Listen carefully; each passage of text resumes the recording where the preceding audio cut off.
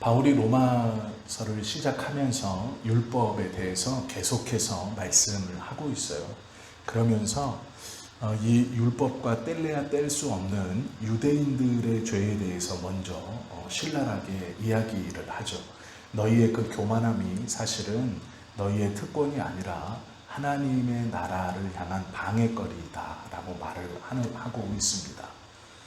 로마서 1장에서는 이방인들의 죄에 대해서 소상히 밝히고 하나님의 심판 아래 있다라고 말하고, 로마서 2장에서는 유대인들 역시 하나님 앞에 죄인들이다라는 것을 말하고, 로마서 3장은 모든 사람이 하나님 앞에 죄인이다라고 말씀하고 있죠. 특별히 9절부터 오늘 본문 20절은 모든 인류가 다 하나님 앞에 죄인이다라는 것을 자세히 설명하고 있습니다. 왜 그러냐면 복음을 설명하고 싶어서 그래요. 바울이 이렇게 하는 이유는 복음에 대해서 말해주고 싶어서 그래요. 아직 바울은 자신이 하고 싶은 이야기를 꺼내지 않았어요. 물론 앞에서 예수가 그리스도이시다는 것을 강조하지만 그 예수님이 왜 그리스도이신가, 그 예수님으로 인하여 믿음으로 얻는 구원이 무엇인가 라는 것은 아직 말하지 않았어요. 이게 어떠한 의미냐면요, 하나님 앞에 나아가 구원을 받을 때 첫 번째에 통과해야 하는 분은 죄인이라는 인정이에요. 즉 구원을 보려면 내가 죄인이라는 것을 스스로 봐야 돼요. 내가 죄인이었구나, 내가 지금 죄인이구나, 나는 죄인이구나 라는 것을 자기가 자신의 정확한 신분이 어느 곳에 있는고 상태가 어느 곳에 있는가에 대해서 볼 수 있어야 돼요. 그것을 아무런 가능성도 남아있지 않은 죄인의 모습이었다. 좋은 것을 입고 좋은 것을 먹고 좋은 것에 아름다운 것 가운데 있더라도 나의 모습이 추하였구나 라는 것을 스스로 깨달아야 돼요. 그 죄인이었다라는 문을 들어가고 통과해야 하나님의 구원의 문이 필요하다는 걸 느껴요. 그리고 그 구원의 문을 찾으려고 하는 거예요. 그래서 바울은 매몰차게도 죄에 대해서 지적하고 있어요. 그리고 점점 더 노골적으로 그 죄의 구체적을 이야기하면서 피할 수 없다, 거부할 수 없다, 예외는 없다 이렇게 선언하는 것이죠. 죄에 대해서 예외는 없다라고 말하는 이유는 우리 모두가 다 죄인이다라는 의미가 아니에요. 바울이 말하고 싶은 건 그게 아니고요, 우리 모두에게 구원이 필요하다라고 말하고 싶은 겁니다. 우리 모두가 하나님 앞에 죄인이다라는 것은 다 무시하는 이야기가 아니고, 그러므로 모든 사람은 다 하나님의 구원이 필요합니다. 이렇게 말하고 싶은 것이죠. 9절에 보면 우리가 잘 알고 있는 말씀, 우리는 어떠하냐, 우리는 나으냐, 유대인들이 하나님 앞에 죄인이고 저들이 가지고 있는 그 선민의식과 특권과 할례가 하나님 나라에 오히려 독이 되고 그 특권을 계속 붙들고 있는 한 스스로 멸망해가는 그러한 걸림이 되는 것, 그 영광과 그 큰 위엄, 양날의 검 같은 것을 붙들고 있는 유대인들도 하나님 앞에 죄인이듯 우리는 그럼 더 나으냐, 우리는 그 율법이 없다고, 할례가 없다고 하나님 앞에 조금 더 나은 자냐? 그렇지 않다. 우리도 다 똑같은 죄인이다. 유대인이나 헬라인이나 다 죄 아래 있다 라고 말하는 거예요. 우리는 이 당시의 표현대로라면 비유대인이기 때문에 헬라인에 속하는 것이죠. 우리들의 신분도. 그러니까 우리들도 다 같은 죄인이다 이렇게 선언하고 있는 거예요. 우리가 좀 알아야 할 것이 있어요. 하나님이 인정하시는 의라는 거예요. 하나님이 인정하시는 의는 구원을 받을 때에 하나님이 보시는 유일한 것입니다. 하나님께서 구원 얻는 자와 구원 얻지 못하는 자를 나누실 때 딱 하나를 보시는데, 그게 하나님의 의가 그에게 있느냐 없느냐를 보세요. 하나님의 의는 완전하고 완벽한 의예요. 죄가 하나도 없는 상태예요.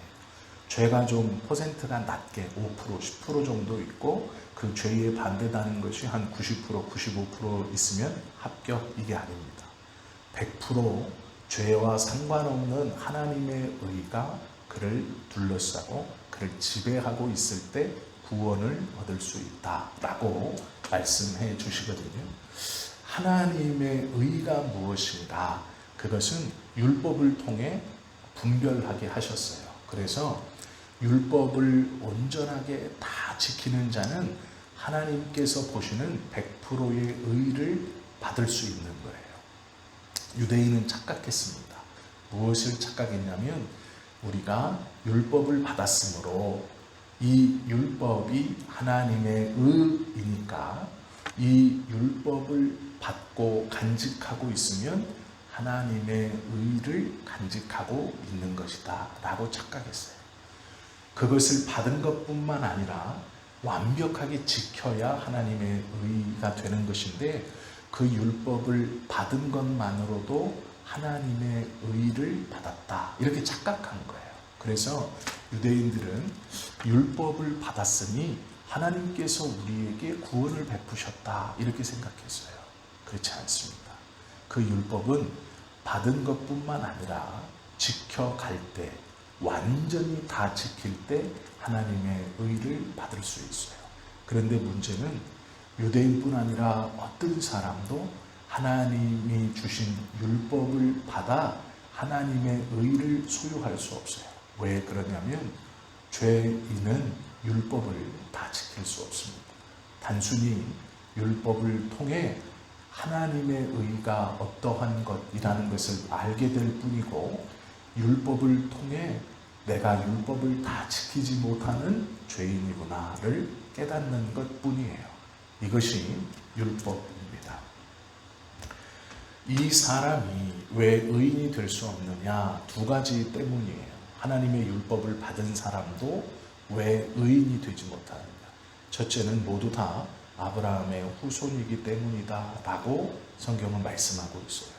우리 모두가 다 이 아담의 후손이며 아브라함의 후손이기 때문에 우리는 태어나면서부터 아담의 죄를 유전으로 받아요.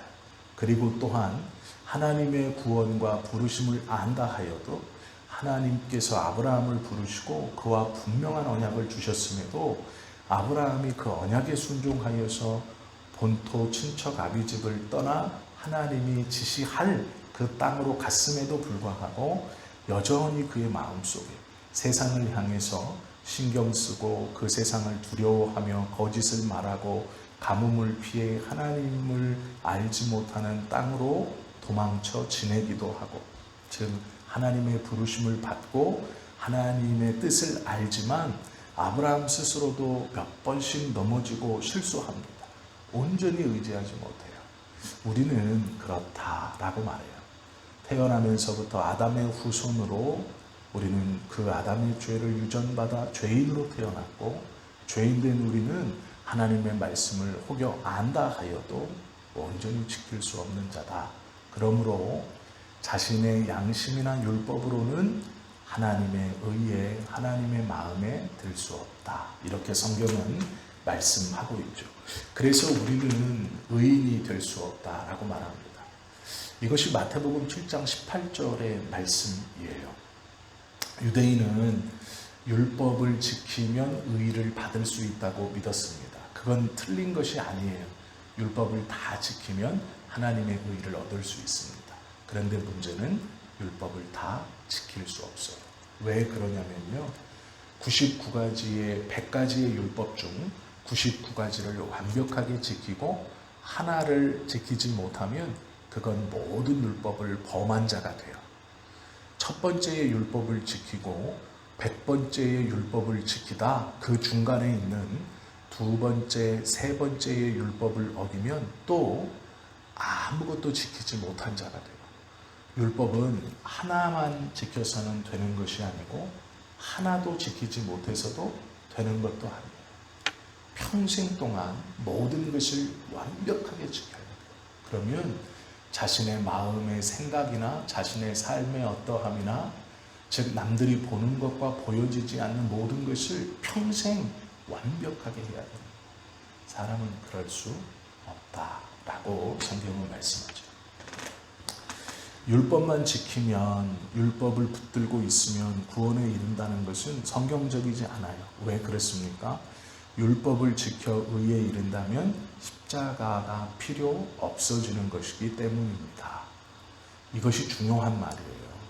유대인들이 붙들고 있는 율법이 유대인들에게 구원이 되거나 유대인뿐 아니라 어떤 특정인에게 그것을 다 지켜서 구원에 이르는 길과 하나님의 의를 전해줄 수 있다면 십자가는 소용없는 것이 돼요.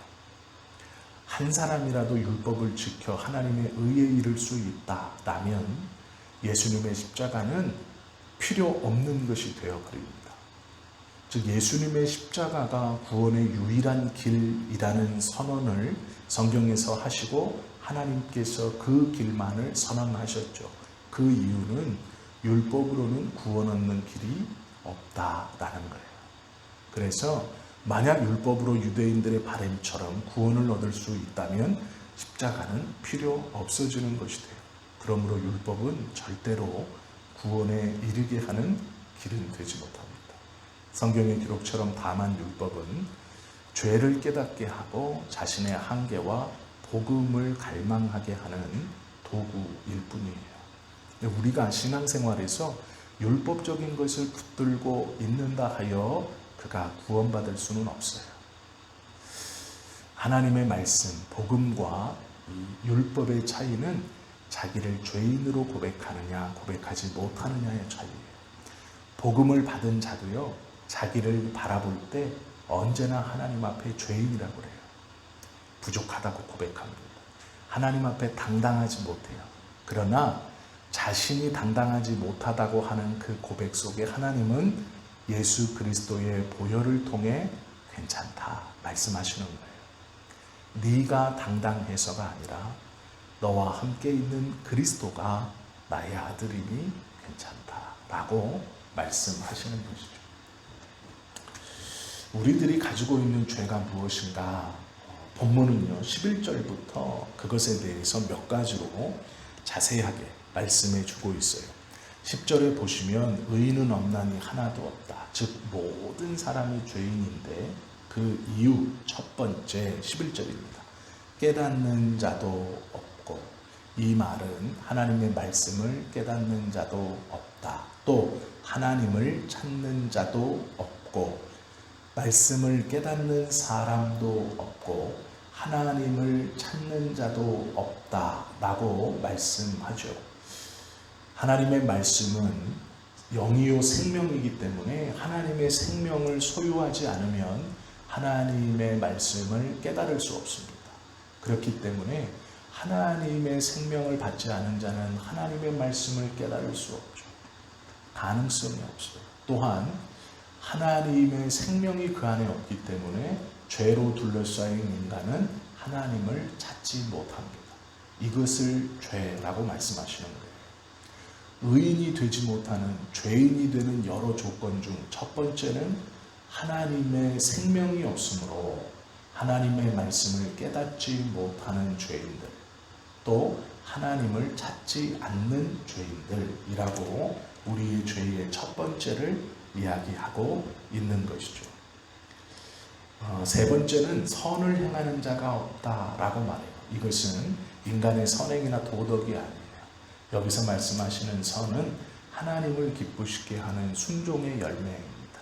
그러면 이 세 가지의 죄, 하나님의 말씀을 깨닫지 못하고 하나님을 찾지 못하고 선을 행하는 자가 없다라는 이 죄는 출발이 하나님의 생명이 없기 때문이에요. 그러면 우리를 가만히 비추어 보세요. 우리는 복음을 붙들고 하나님의 은혜 아래 예수님의 십자가의 사건을 나의 구원의 사건으로 붙들고 사는 사람들이에요. 그러므로 우리에게는 하나님의 생명이 있는 것이에요. 그럼 우리는 하나님의 말씀을 깨달을 수 있고 하나님을 찾을 수 있고 하나님께서 기뻐하시는 순종의 열매인 하나님의 선을 이룰 수 있다라는 말이 되는 거예요. 이들에게 구체적으로 죄에 대해서 설명하는데요. 그것이 13절이에요. 먼저는 목구멍에 대한 얘기를 해요. 그들의, 즉 의인이 되지 못하는 저들의 죄를 처음에는 그 목구멍을 뜻해요. 그들의 목구멍은 열린 무덤이다 라고 말해요. 그 혀로는 속임을 베풀며 그 입술에는 독사의 독이 있고 그 입에는 저주와 악독이 가득하다라고 말해요. 이 여기를 말하는 것이죠. 여기를. 왜 여기를 말하냐면 이것으로 음식을 먹고 살아가기 때문에 그래요. 여기가 없는 사람은 없죠. 그러니까 이건 핑계치 못하게 하시는 거예요. 너희가 사람으로서 살아가는 데 있어서 무엇을 먹어 너희를 살아가게 하는 여기가 죄다라고 말하는 거예요. 즉 핑계할 수 있는 사람은 없다라고 선언하시는 건데, 이 목을 어떻게 말하냐? 불의, 추악, 탐욕, 악의, 투기, 살인, 분쟁, 사기, 악독이 나오는 출구다라고 말하고 있어요. 이게 로마서 1장 29절에서 31절 말씀입니다. 혀로는 속임을 베풀어요. 거짓말을 꾸며낸다고 말해요. 창세기 3장 1절에 나오는 뱀의 혀같이 사람의 혀는 간교하여서 속임을 베풀고 입술에는 독사의 독이 가득하다고 말합니다.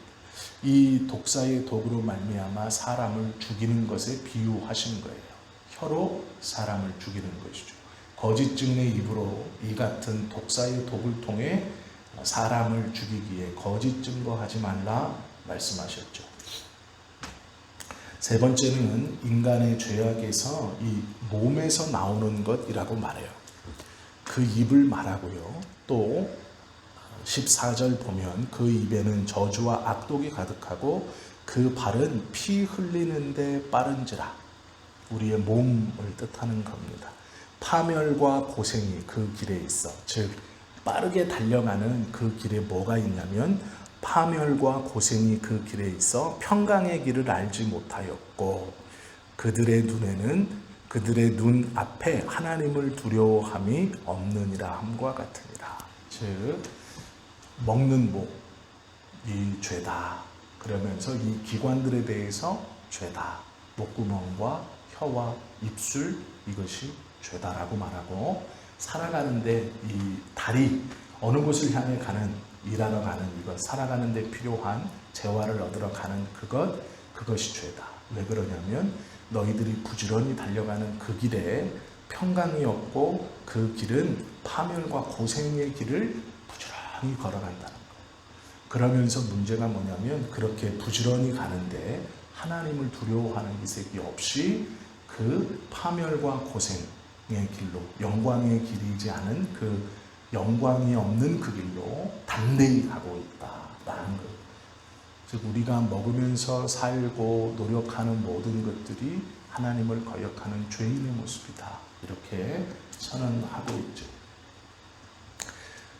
피 흘린다라는 건 화평을 깨는 것이요. 서로 전쟁을 뜻합니다. 그러면서 19절과 20절은 이렇게 말하죠. 우리가 알거니와 무릇 율법이 말하는 바는 율법 아래 있는 자들에게 말하는 것이니 이는 모든 입을 막고 온 세상으로 하나님의 심판 아래 있게 하려 함이라. 그러므로 율법의 행위로 그의 앞에 의롭다 하심을 얻을 육체가 없나니 율법으로는 죄를 깨달음이니라. 의롭게 된다라는 것은 구원의 문제에 있어서 굉장히 중요한 문제입니다. 그래서 그 의를 사람의 어떤 행동이나 무엇을 지켜감으로 얻어낼 수 없다라는 것을 설명하기 위해서 이렇게 자세하게 설명하는 거예요. 그렇다고 비관적으로 생각하실 필요는 없어요. 나의 목구멍이 죄고, 나의 입이 죄고, 입술이 죄고, 혀가 죄고, 나의 발이 죄구나. 하나님 앞에서 이렇게 죄를 지으며 살아가고 있는 내 몸뚱이구나. 성경에서 말씀하시는 이 죄는요, 깨달으라는 거예요. 그만큼 우리가 악하다. 꼭 입술만이 아니고 하나님을 알지 못하는 모든 것이 악하다라고 말씀하시는 거예요. 그 악 속에서 어떻게 선이나 의가 보여지고 찾아질 수 있겠느냐라고 말씀하시는 거예요. 율법은 이 같은 인간의 죄에 대해서 정죄하고 하나님의 심판을 경종해 주는 것이에요. 우리가 하루하루를 살면서요, 우리의 연약함을 하나님 앞에 고백하고 또 그 연약함의 고백 안에서 우리에게 귀 기울이시고 은혜를 베풀어 주시는 하나님의 은혜를 또 붙들 수 있어야 하는 것이죠. 그것이 우리의 삶이죠. 우리가 지금 이 로마서를 3장까지만 보고 아직 3장도 다 보지 못했어요. 그러면서 느끼는 이 죄에 대한 지적으로 인한 답답함, 이것이 지금 어쩌면 어떤 이에게는 지금 자신의 상태일 수 있어요. 나의 삶에 있어서 답답함, 이 말씀을 들었을 때 느끼는 답답함과 같은 답답함. 그러나 아직 우리는 로마서의 말씀을 다 보지 못했어요. 우리의 삶도 아직 하나님의 어떠한 은혜라는 것이 아직 오지 않은 거예요. 이제 곧 올 겁니다. 하나님이 회복해 주시고 그것의 복음을 우리에게 들려주실 거예요. 그것을 믿고 가는 것이 하나님의 백성이고 하나님을 믿는 사람들의 삶의 자세이죠.